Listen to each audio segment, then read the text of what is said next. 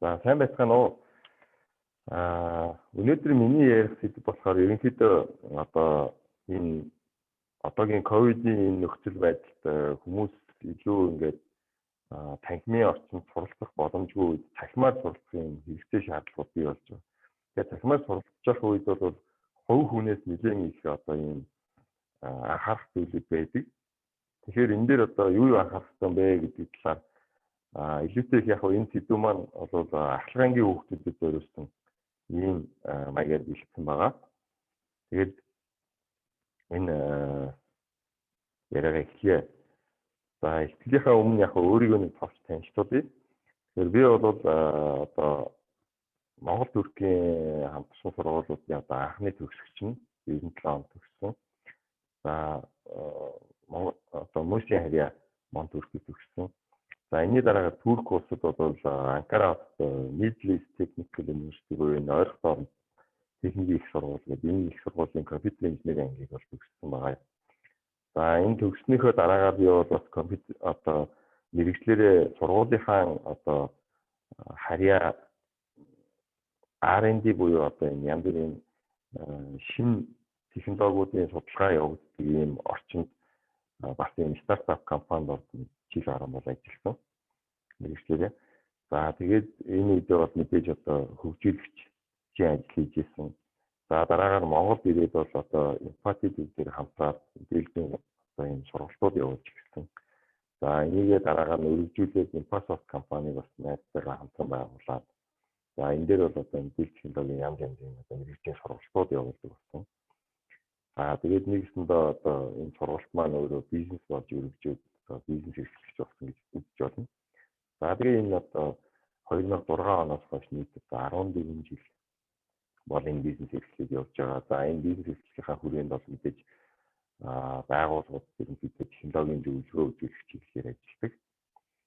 За янз янзын одоо мэрэгжлийн сертификатуудыг бол бас энэ хугацаанд бол авч ирсэн. За хамгийн одоо анхны голлох сертификат маань бол Microsoft-ийн одоо сертификатууд байдаг. Тэгээд энэ дээр Microsoft-ийн Certified Trainer буюу тэмцэгдсэн багш. За тэгээд мөн одоо системийн чанартай янз бүрийн сертификатууд авч ирсэн. За сүлжээний чиглэлээр Cisco-гийн бас CCNA сертификат авч ирсэн. За мэдээллийн аюулгүй байдлын чиглэлээр Certified Ethical Hacker гэдэг энэ сургалтыг Монгол анх оруулж ирээд бас энэ сертификатыг бол хүртэж ирсэн. За ийм одоо туршлагатай юм байна. За тэгээд өнөөдрийн одоо ихтгэлийн маань сэдв ерөнхийдөө өмчсөн 3 хэсгээс бүрдэж байгаа. За яагаад бид нар ер нь цахимаар суралцах вэ? Ер нь яагаад суралцах вэ гэдэг. За тэгээд одоо суралцах хэвээр бол яг яаж суралцах вэ гэдэг. За суралцаад бид нар эндээс ямар үр дүн гаргаж авах вэ? Энэ 3 чиглэлээр ерөнхийдөө яриа маань байна. За тэгэхээр ер нь яагаад суралцах вэ гэдэг юм бэ хүн? За малчин хүн байж чинь тийм. За малчин хүн бол мэдээж бас ингээд суралцах хэрэгтэй өдөр тутам гарч идэг. За энийг бол амьдрал илүү практикээр суралцаад явдаг. Одоо юу гэдэг юм гадаа цав шуурхтай үед малаа яах вэ тийм. 100 намар өөрт одоо тижээлээд илжээж за ингэж бол өглийг өнтөд авах юм байна гэдэг юм. За тэнгэр ямар байх үед одоо өглөө босч ирээд тэнгэр ажиллаад өнөөдөр ямар хөө өдөр болох нь вэ гэдэг юм тийм. Ингээд янз янзын байдлаар малчин хүн бол одоо малаа малж явах хугацаанд байнгын суралцж идэг. Тухайн одоо орчин нөхцөлөөр дасан зохицож амьдрах юм бол. За автобусны жолооч ч гэсэн одоо энэ хүн бол жишээлбэл өдөр тутмын янз янзын шинэ зүйлүүд суралцаад байдаг. Тэгээд анх жолоо нэг курс төгсөөд машин байж эхлэхээс өгсөлөө. За машин жижиг сажиг илтгэлийн гарахаас өгсөлөө. За мөн цаг тухайд нь үйлчлэгээ хийлгүүл ийм үйлчлэгээ хийлгүүлж байх хэрэгтэй мэн гэдэг чинь нэг атлет суралцах. За эмч хүн байж. За эмч хүн бол байнга суралцж байгаа. Яагаад тэгэхээр одоо шин тутам ингээд гарч байгаа янз бүрийн өвчин ингээд тийм энэ зүйлүүд маань байнга өөрчлөн хойсч байдаг. Энэ зориулсан энэ эмчилгээ бол байнга одоо сайжирч өөрчлөгдөж ингэж явж байгаа. Тэгэхээр энэ болгоныг байнга орж суралцж мэдчих хэрэгтэй. За багш хүн бол мэдээж бас ингээд одоо шинэ гарч байгаа технологийн олд амжилтуудыг дагаад суралцаад ингээд өөрийнхөө мэдлэгийг өргөжүүлээд за дараагийнхаа шагналд илүү шинэлэг зүйлийг заах гэдэг. Гэх мэтлэн ингээд одоо ямар ч мэрэгжлийн ямар ч төслийн одоо хүнд бол ингээд суралцах хэрэгцээ гэдэг зүйл бол байнга байгаамаа. Тэгэхээр бид нар бол байнга суралцах хэрэгтэй юм. Гэхдээ энэ суралцах одоо явцыг яаж үр дүнтэй байлгах вэ гэдэг асуудал байна. Тэгэхээр зэрэг хэрвээ одоо дасан зохицох байдлаар ингээд ердийн одоо байдлаар суралцаад явна гэвэл бид нар яг энэ чигт хүрэндээ гэдэг нэг юм зорилго тавилаа гэж бодоход тэр зорилгод хүрэхэд бол одоо маш бэрхшээлтэй. Зүгээр аясаар нь явж байгаа одоо энэ чигт хүрнэ гэх юм бол одоо энэ слайдн дээр байгаа шиг ингээд нэг сал тавьчаад нэг салхины аясаар 70 одоо салхишуулганд хөвгдөл ингээд хаана очих нь мэддэхгүй ингээд явж байгаа. За энийг бол мэдээд залж чиглүүлэхэд бол хүндрэлтэй. Гэтэл бид нар сайхан хурдан юм зав байж их юм бол ингээд энийгээ жолоодоо бид нар хүрэх гэсэн газараа хурдан хүрэх боломж байдаг. Тэгэхээр энийг бол суралцах процессыг ийм илүү үр дүнтэй ингээд хийх боломж байна гэж. За тэгээд энэ дээр бол мэдээж одоо яаж суралцах боломж байна гэдэг дээр бол онлайн мэдээж одоо танхимын сургалтуудыг бол боломжтой үед нь хийгээд явах энэ бол бас үр дүнтэй хэлбэр. Гэхдээ танхимын сургалт бол хүртээнж талаасаа за мөн төлбөр мөнгө гэдэг ч юм ингээд маш одоо олон нөхцөл байдлыг бүрдэж бүтдэг учраас нэгэн одоо хүртээнж талаасаа жоохон тийм нийт одоо асуудалтай байдаг юм тийм. За онлайнаар явж байгаа үед бол одоо их олон давуу талууд байна л да. Хаанаас үзэж болно. За утас компьютерын интернет бэжээ үйл ерөнхийдөө ханаас холбогдоод орчиж байсан тийм. За илүү олон хүн хамаардаг учраас бол төлбөр мөнгөний хувьд бас боломж юм байна. За одоо нэг манай Улаанбаатар хотын нөхцөл бол жишээлбэл нэг төвчрээ нөө биш тийшээ танхим руугаа очих гээд за эсвэл одоо ажлын бус цаг шөнө орой гэлтгүүгээрээ хүссэн цагт байна гэж сургалтанд сууж болдог. Гэдэг ийм нөхцлүүдээс хамаарат онлайн сургалтууд бол илүү их хүртээнж таймаар. За мэдээж бэрхшээлүүд бол гарнаа. Одоо ялангуяа би энэ бэрхшээлүүдийг нэг 10 жилийн хүүхдүүдийн хувьд ярьж байгаа ахлахангийн хүүхдүүдийн хувьд. За мэдээж одоо аав ээжийнхэн боломж энэ төрөөс болоод одоо хаалга ут байдаггүй, намайг онлайнаар ийм сургалт авах гэхээр намайг ойлгож дэмждэггүй гэдэг юм уу. За надад компьютер байдаггүй, манай гэрт интернет байхгүй гэдэг ингээд мөнгө байхгүй гэдэг нэг баахан зовлон таажиж болно ороо хүн тийм. Гэхдээ бэрхшээл бол нэг давах янз бүрийн гацууд бол байж идэг. Байнга эвлэлэх хэрэгтэй. За сургууль дээрээсээ очиод интернет орох ямар боломж байна тийм. Сургуулийн одоо анги тэнхимийн компьютерийн хүрэлцээ юу байна? За энийг судлах хэрэгтэй. За эдгээр ихээсээ шаардлагатай явах хэрэгтэй. Өөр одоо энэ бэрхшээлтэй цаг үед тусалж дэмжих тийм боломжтой ямар байгууллагууд байна тийм. Ингээд янз янзын газрууд руу хандаад хүн өөртөө боломжийг эвлэлэх юм бол ямар нэг гарцыг олж болдог. Зүгээр гомдлоод хэн нэгэн туслахыг хүлээгээ суугаад байвал хизээч хүртэхгүй. Тэгэхээр одоо энэ бэрхшээлүүдийг бол мэдээж хүн даван тулах хэрэгтэй. Гарц хайх хэрэгтэй. За ингээд онлайнаар мэдээж ингээд сургалт одоо авч явах үед бол нэлээд хэдэн зүйлүүдийг анхаарах хэрэгтэй. За тэгэхээр тэрнээсээ өмнө бол одоо Монгол одоо энэ контентууд хаана байна вэ гэдэг асуудал байгаа. Тэгэхээр одоо нэг үе бодох юм бол 10 жилийн хүүхдүүдэд ахлахангийн хүүхдүүдэд зориулсан за ер нь одоо тодорхой мэрэгжлийн чиг баримжаа авах зориулсан янз янзын Монгол контентууд бол бас баггүй бий болсон гэж. Тэгэхээр энэ контентуудаас ороод үзэх боломжтой. За мэдээж одоо манай ковид гарснаас хойш бол одоо улсаас зохион байгуулж байгаа теле хичээлүүд байж байгаа. Тэгэхээр энэ теле хичээлүүдийг бол бас ингээд онлайн платформ дээр тавьсан байж байгаа. E-контент идүү юм гэдэг боловсролын яамны шугамар. Тэгэхээр эндээс ороод бол одоо хүмүүс сурах хүчийнхаа агуулгуудыг бүгдийг танилцж болно.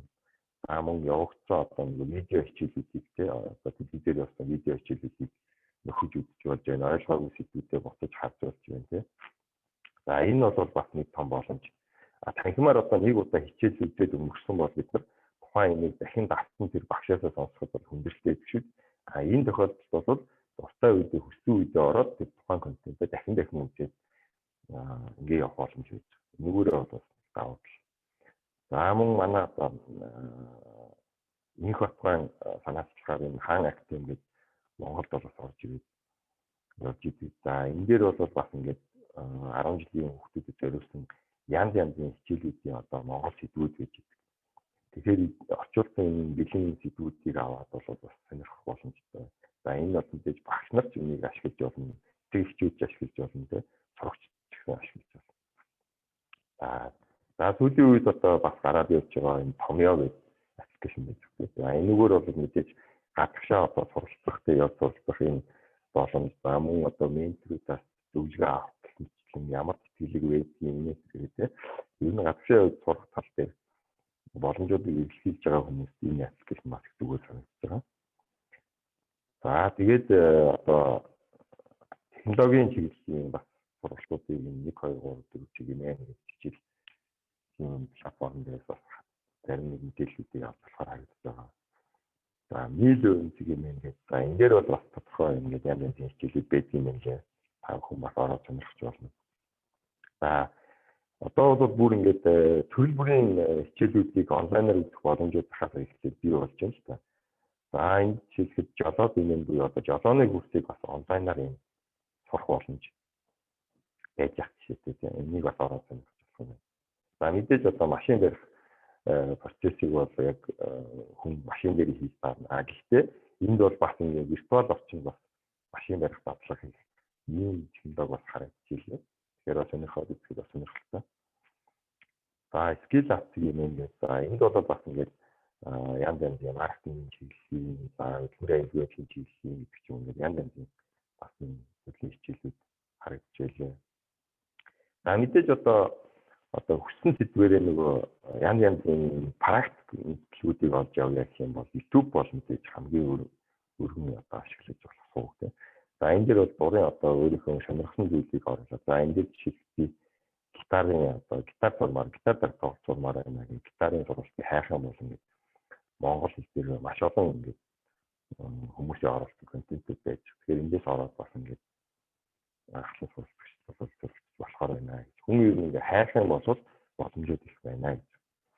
За мэдээж тэгээд цаашаа илүү мэрэгжлийн төвшөнд ингээд суралцаад явъя гэвэл гадаадын одоо англи хэл дээр ийм платформуд бол байж байгаа. За жишээлбэл энэ Coursera гэдэг. За энэ бол одоо ихтэй сургуулийн хөтөлбөрүүдийг онлайнаар хамтарч тухайн сургуулиудтай хамтарч хэрэгжүүлдэг ийм платформ гэж. Тэгэхээр онлайнаар нэгсэндээ гадаад ихтэй сургуулиудад суралцаад төгсөх боломж байна гэсэн. За Udemy.com гэдэг. За энэ дээр бол илүү их одоо экспертүүдийн янз бүрийн одоо мэрэгжлийн одоо хүмүүсийн яг өөрийнхөө чиглэлийн мэрэгжлийн контентуудыг бол оруулсан сургалтын платформ гэж. За энэ дээр бол төрөл бүрийн одоо агуулгаар яг тухайн чиглэлээр мэрэгсэн хүмүүс ингэж янз бүрийн контентууд оруулсан гэдэг. Эндээс бол бас ороод хүн суралцж болно. За мөн төстэй одоо LinkedIn.com гэж бас байж байгаа. За энэ дээр бол бас маш олон төрлийн сургалтууд байдаг. За edX.org гэх. За энэ бол бас л яг ижилхэн Coursera-тай төстэй дүү ингээд ихтэй сургуулиудтай бас хамтарч одоо хөтөлбөрөөр хэрэгжүүлдэг ийм одоо платформ байж. За Harvard гэдэг одоо ихтэй сургуулиуд ч гэсэн одоо өөрсдөө гэсэн бас онлайн платформуд өөрсдөндөө ажиллаж байгаа. За мөн зарим контентуудаа бол ингээд бүр үн төлбөргүй болгоод ингээд тавьсан байх жишээ. За энэ жишээлхэд одоо Harvard их сургуулийн өөрийнхөө зарим хичээлийн агуулгуудаа бол ингээд үн төлбөргүйгээр нээлттэй болгоод тавьсан. Эндээс бол хүн болгоо ороод суралцж бас болно гэсэн. За тэгэхээр зэрэг мэдээж ингээд манайх мод эхлээд үнгүй юм хайгаад идэг. За энд яг нэг буруу зүйл бол байхгүй. Мэдээж үнгүй бол сайхан. Гэхдээ үнгүй гэдэг бол бас ингээд эргээд хүмүүс цаг хугацаагаа зарцуулж ингэж тухайн зүйлүүдийг бүтээдэг. За тэр бүтээсэн зүйлийг эргүүлээд одоо түгээхэд бас тодорхой хэмжээний зардал бий болдог гэдэг юм уу те. Энэ утгаараа мэдээж чанартай яг мэрэгжлийн хүмүүсийн цаг зав гаргаж бүтээсэн зүйлүүд бол тэр болгон үнгүй байдаггүй. Тодорхой хэмжээний төлбөр мөнгөтэй. Тэгэхээр та бүхэн бас яг чанартай системтэй сайн мэрэгжлийн хүнээс нь одоо сургалт авъя гэх юм бол илүү тэр төрлийн одоо төлбөртэй контентуудыг сонирхох хэрэгтэй. За мэдээж одоо ингээд цахимаар суралцж явах үед бол анхаарах зүйлүүд байна. За нэгдүгээр одоо яг контентоо сонгох.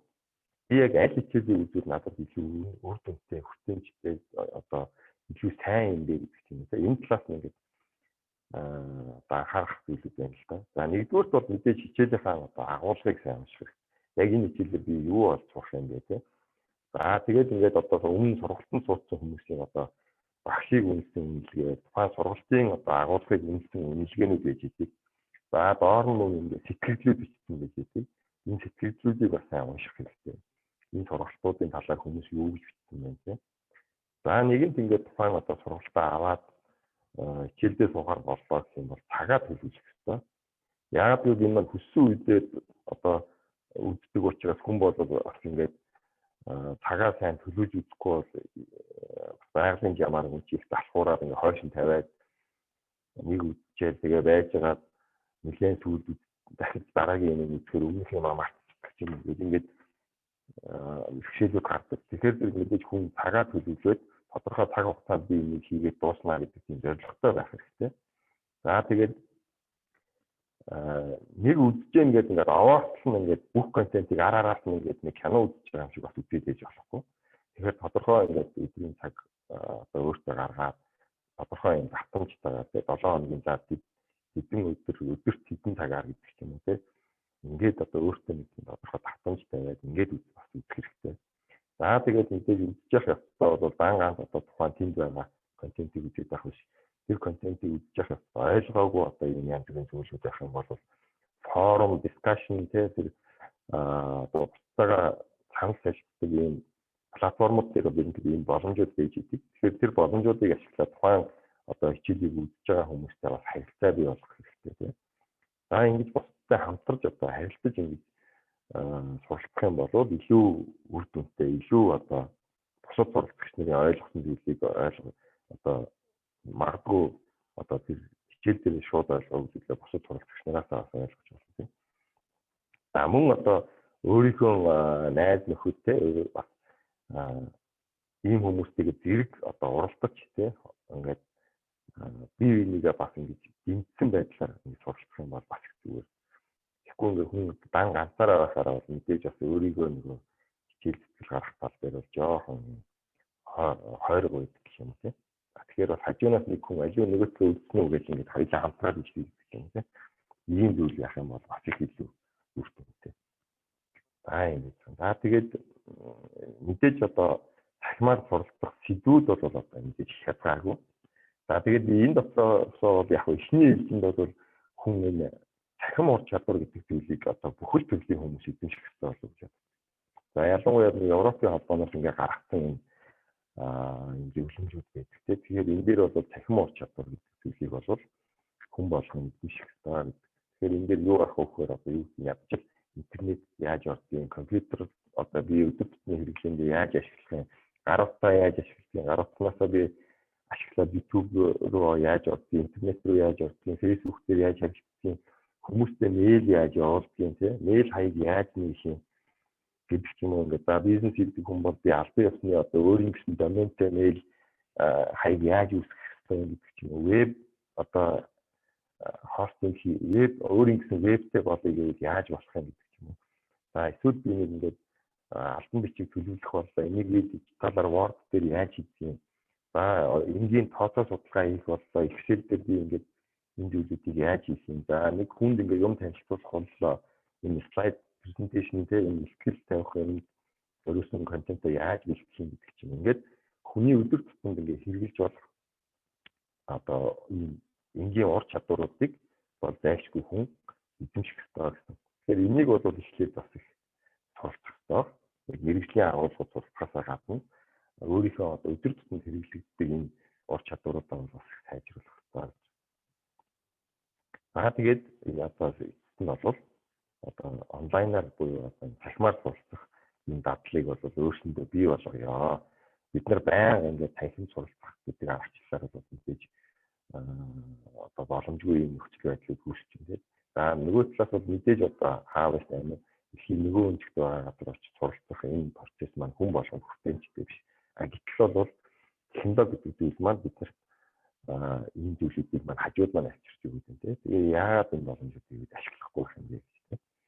За тэгээд технологиг ер нь бас өдөр тутмынхаа хэрэглээн дээр бас хөвшид одоо ашиглаж хөвшид сурья тийм. Цахим ур чадваруудыг бас өөрснөө бас суралцъя. Ингээд цахимаар сурах дадлыг өөрсөндөө бий болгоё гэдэг юм уриалгаар мэдрэхэлтгийг болгож байна.